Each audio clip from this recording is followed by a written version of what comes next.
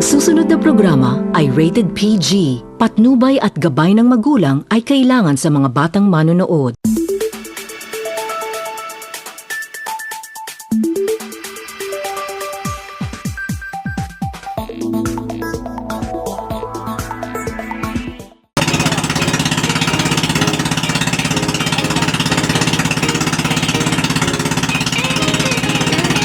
Naila sa usa ka fourth class municipality ang Oroqueta, ug mao ang kabisira o capital town sa Misamis Occidental. Nahimo kining syudad niadtong June 25, 1969. Human kini gipirmahan ni Presidente Ferdinand Marcos at ubangan mismo ni kanhing Mayor Ciriaco C. Pastrano ang napiling mayor ni adtong panahona. Apan giinaugurahan kini ni adtong January 1, 1970. Sugod ni anang panahona, ang kanhi Oroqueta Town nahimo na kining Oroqueta City, the capital city o kabisira sa Misamis Occidental. Midagsa ang mga tao ug nanimuyo dinhi sa dakbayan nga gikan sa mga silingang probinsya aron dinhi makapangitag panginabuhian, pinaagi sa pagpanguma, pagnegosyo ug labaw sa tanan ang pagpangisda. Sukad pa kaniadto ang Oroqueta na ilan na nga adunay maayo ug gihatagan sa kahitasan sa abunda nga gasa sa kadagatan. Gikan ni anang mga tuigan nagsugod na usab og usbaw ang income dungan sa pagdaghan sa mga lumulupyo. Kada tuig nagsaka usab ang gidaghanon sa katawhan ilabi na ilang nakita ang gasa sa kadagatan. Tuig 1998 natawo ang Philippine Fisheries Code pinasikad sa Republic Act No. 8550 nga nagprotektar sa kadagatan para sa kalambuan, pag-amuma, pag-amping sa mga isda ug bisan unsang matang nga anaa sulod sa kadagatan nga gihiusa sa usa ka balaod. Namugna kini aron mahatagan og proteksyon ang kadagatan sa atong nasod ug malimitahan ang pagsulod sa mga mananagat nga gikan sa laing nasod, aron ang mga Pilipino lang ang maka-enjoy sa gasa sa kadagatan ug ang pagproteher usab sa mga mananagat. Diri namugna ang Fish Sanctuary sa nasod. Ang Fish Sanctuary mao kini ang area diin mahimo kining permanenteng puluyuanan sa isda ug sa bisan unsang matang nga nagpuyo sa kadagatan aron makapangitlog ug musanay sa natural nga pamaagi. Mao kini ang giilang nga lugar ug giprotektahan aron dili madisturbo ug dili daling makuha ang mga isda ilabi na panahon sa ilang pagpangitlog. Mao kini usab ang pinaka-epektibong pamaagi para mapadaghan aron makaproduce ug mas daghan pang isda. Sa pagdaghan sa mga lumulupyo sa Oroqueta kinahanglan na kini og usa ka fish sanctuary aron kini maprotektahan ug dili mahurot sa paglabay sa mga katuigan. May 7, 1997 namugna ang Oroqueta Fish and Shellfish Sanctuary nga tuan nahimutang sa Barangay Mubod. Adunay marine protected area nga 15 hectares. Mao kini ang nag-inusara nga sanctuary sa nasod nga mahunasan tungod kay pulos anaa sa lalom ang gihimong sanctuary sa uban. Dungan sa pagkamugna sa sanctuary girihab usab ang mangrove area kun katunggan nga anaay gidak-on nga labaw sa 20 hectares nga naglibot sa fish sanctuary. Sa pagkatinuod ang ato ang marine protected area diri ang gitawag nato nga Fish and Shellfish Sanctuary diri sa Mubod, namugna ni itong niaging Mayo City 1997. But we have prepared the project proposal since December of 1996. It was approved by January, then at an initial cost of some 200,000 pesos. That includes kanang mga mangrove rehabilitation nga nakita nato karon. So that was planted 21 or 22 years ago. Matawag nato nga denuded mangrove forest area, meaning to say nga murag maihaplan nimo sa tudlo ng mga kahoy din ha. Mga dili lang bakaw kun dili nga klase-klase sa mga mangrove trees. Actually diri sa Pilipinas we have 24 species of mangrove trees, pero dinhi sa toa last nga counting nato is something like 21 species. From paper to reality, gikan sa papel hantod sa nakita ninyo karon mao na ang ato ang abot sa maong gidagwayong katuigan. Saysay ni Noel Fiola, ang hepe sa Agribusiness and Fisheries Division nga dili sayon ang pagmuntar og usa ka fish sanctuary sa usa ka lugar. Tungod kay daghan ang posibleng mamahimong makontra, ang anaa sa ilang hunahuna makaepekto kini sa ilang panginabuhian. Atong makita nga kadaghanan sa mga mangingisda naglantaw sa adlaw-adlaw nilang makuha sa dagat tungod kay dinha usab sila nagsalig sa ilang adlaw-adlaw nga panginahanglanon. Wala nila gilantaw ang mamahimong epekto sa usa ka butang tungod sa kulang ang ilang kahibalo. Dako siguro ang atong pasalamat katong ato ang kanhi mayor si kanhi mayor nga namatay na Ernie Vandala kay because of his political will no ato yung namugna niya bisan tuod daghan nga mga unsa ni matawag nato dili lang against kanang mga daghan nga mga threat no atong nadawat pero because of that support from our local government unit so na butang niya.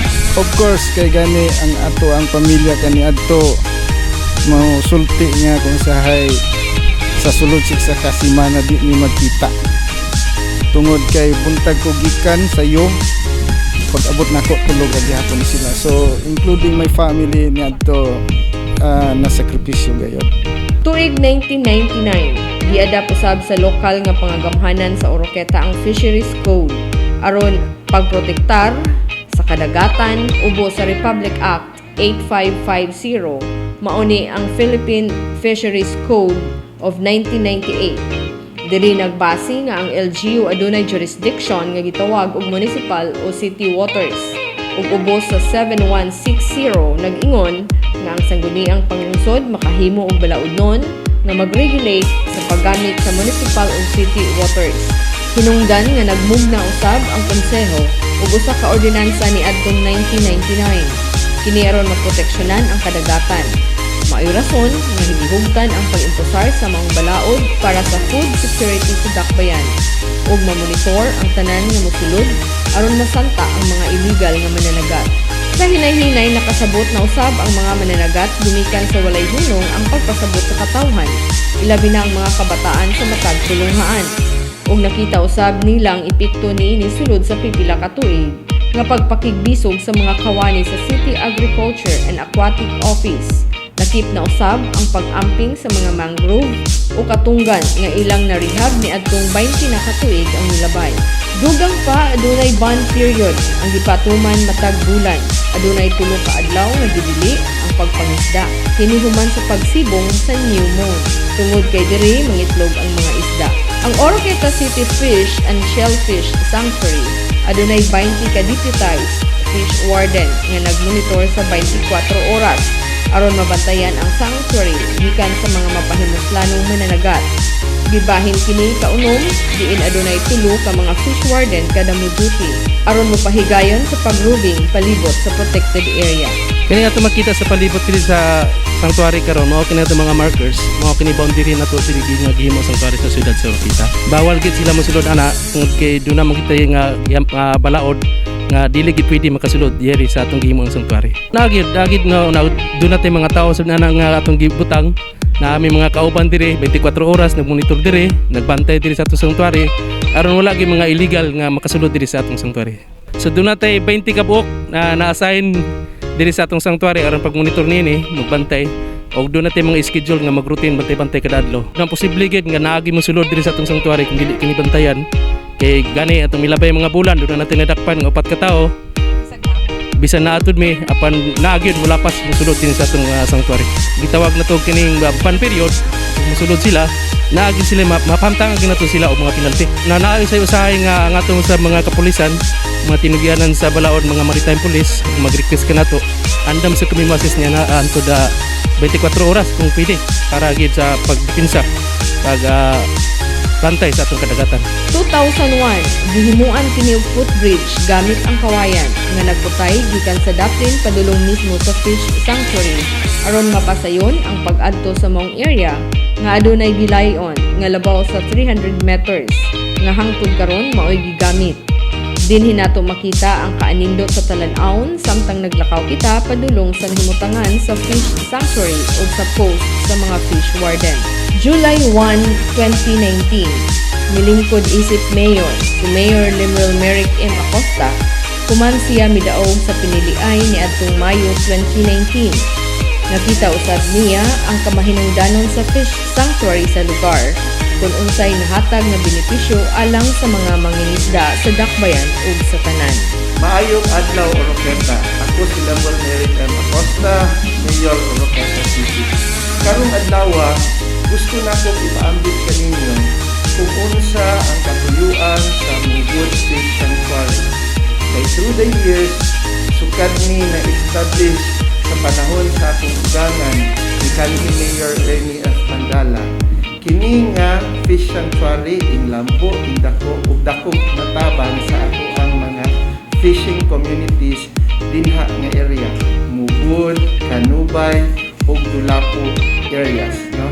Kay unsa may benepisyong nahatag niini? Una, nahimo ni nga breeding ground sa mga isda nato mo nang sa kanunay abundata ug mga isda sa ato ang kadagatan kay dinhi man sila mangitlog. At the same time, i-improve ni sa ecosystem nato, di lang sa isda, sa lain-lain pa nga mga marine, nga mga ino nato, nga mga hayop, no? Dinha sa atong area. Maunang tinglambo kini, nahimo kini nga dynamic nga ecosystem anang galiyaha. Maunang ikahinanglan nato protektahan, no?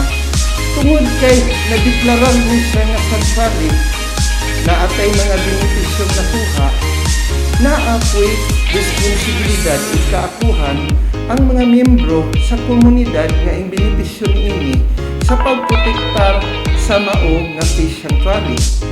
Dili trabaho sa gobyerno lamang, dili trabaho sa mayor lamang, sa mga miyembro sa sangguniang pangungsod, vice mayor ug mga konsehal, sa kapitan nato ug sa bantay dagat ang pag-impulsar sa mga kalain-lain nga responsibilidad nato para maprotektahan nato ang maunang fish sanctuary. Apan susama sa giluwatan ni Piula, nagpadayag usab si Mayor Acosta nga aduna gihapoy mga tao na nagreklamo sa hugot nga pag-impulsar sa balaod sa kadagatan.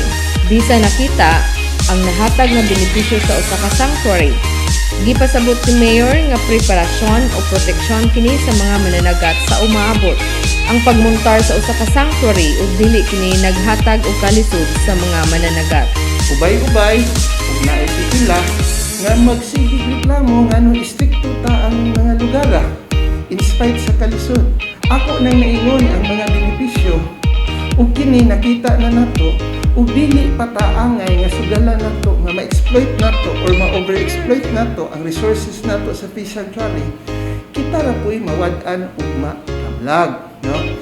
Dili katuyuan sa mayor, sa vice mayor, sa mga konsehales, sa mga bantay dagat ug uban pa nga silutan ang atong mga kaigsuonan tungod ani nga fish sanctuary.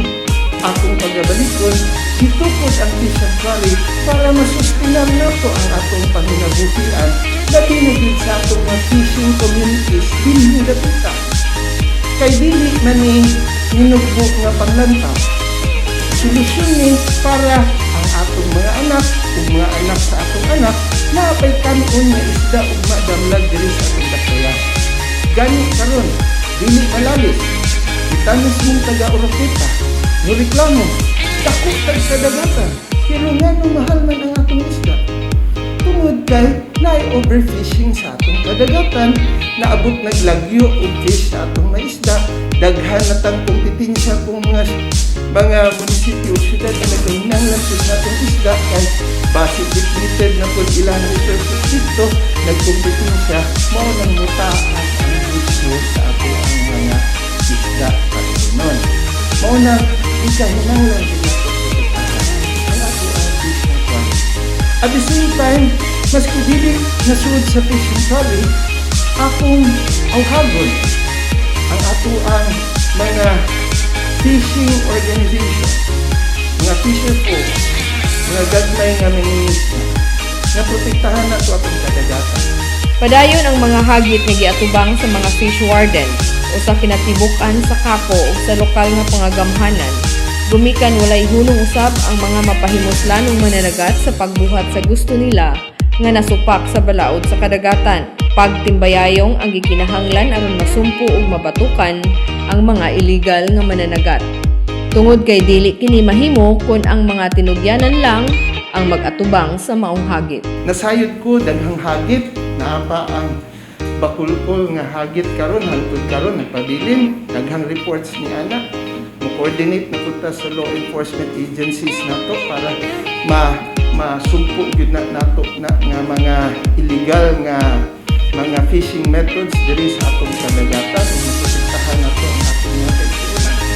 So, di kahinahanglan nga kining mga responsibilidad nato mahimo natong kaakuhan. Dili lang responsibilidad sama sa akong gingon kaganina sa ato ang gobyerno lokal, kundi responsibilidad po sa mga stakeholders, sa mga tao na naa sa komunidad na protektahan ang atong resources. Makabot lang nato ang ato ang gidamgo nga kalambuan sa tagsa nato na komunidad sama sa fishing communities nato diri sa Mubod, Panubay area, Dulapo area, kung kitang tanan magpinabangat, kung kitang tanan sinuon nato sa akuhan ang tagsa nato ng responsibilidad na maprotektahan nato. Ang ayan gayud nga ampingan ang kadagatan gumikan nakita ang maayo nga resulta sa sanctuary sa Dakbayan.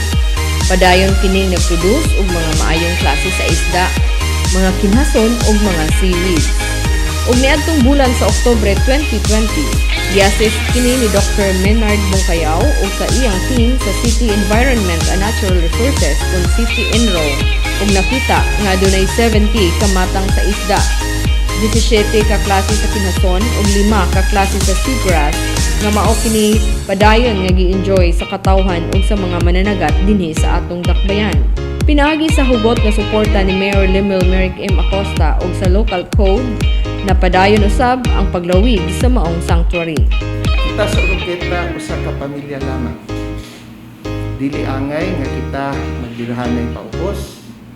Dili kita angay maglabayanay ug lapok ug magbasulanay. Kung dili ikahinanglan nga kita sa Oroqueta magtinabangay para mas mahimong malambuon ang ato ang pinagdadasaya.